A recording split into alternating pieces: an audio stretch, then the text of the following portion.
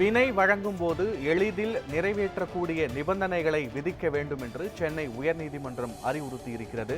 முழுமையான விவரங்களோடு எமது செய்தியாளர் ஸ்டெஃபி இணைகிறார். வணக்கம் ஸ்டெஃபி, விவரங்கள் என்ன? வணக்கம். ஜாமீன் வழங்கும் போது எளிதில் நிறைவேற்றக்கூடிய நிபந்தனைகளை விதிக்குமாறு விசாரணை நீதிமன்றங்களுக்கு சென்னை உயர்நீதிமன்றம் அறிவுரை வழங்கியுள்ளது. குற்ற வழக்குகளில் கைது செய்யப்பட்டு ஜாமீன் கிடைத்தும் பிணை செலுத்த முடியாமல் பெற்றோருக்கும் மேற்பட்டவர்கள் சிறைகளில் அடைக்கப்பட்டுள்ளதாக டிடிஎஸ் ஆங்கில நாளிதழ் வெளியிட்ட செய்தியின் அடிப்படையில் சென்னை உயர்நீதிமன்றம் தாமாக முன்வந்து விசாரணைக்கு எடுத்த வழக்கு நீதிபதி எஸ்.எம். சுப்பிரமணியன் என் ஜோதிராமன் அமர்வில் மீண்டும் விசாரணைக்கு வந்தது.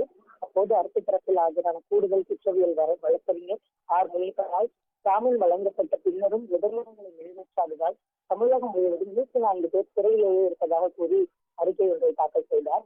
இந்த அறிக்கையில் அதிகபட்சமாக கோவை மத்திய சிறையில் 27 பேர் இருப்பதாக கூறப்பட்டிருக்கிறது. தமிழ்நாட்டு சட்டப்பணிகள் ஆணையம் சார்பில் ஆஜரான வழக்கறிஞர் இந்த வழக்கில் கடந்த முறை நீதிமன்றம் பிறப்பித்த உத்தரவு காரணமாக 32 பேர் ஜாமீனில் விடுவிக்கப்பட்டதாகவும் எஞ்சி உள்ளவர்களை ஜாமீனில் விடுவிக்க நடவடிக்கை எடுக்கப்பட்டு வருவதாகவும் தெரிவித்தார்.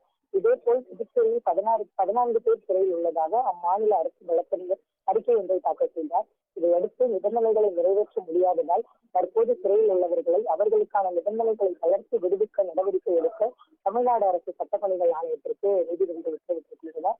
நிறைவேற்ற முடியாத நிபந்தனைகளை விதித்து ஜாமீன் வழங்குவதில் எந்த பயனும் இல்லை என்று தெரிவித்த நீதிபதிகள் எளிதில் நிறைவேற்றக்கூடிய நிபந்தனைகளை விதிக்குமாறு விசாரணை நீதிமன்றங்களுக்கு அறிவுறுத்தி விசாரணையை 4 வாரங்களுக்கு தள்ளி வைத்திருக்கிறார்கள்.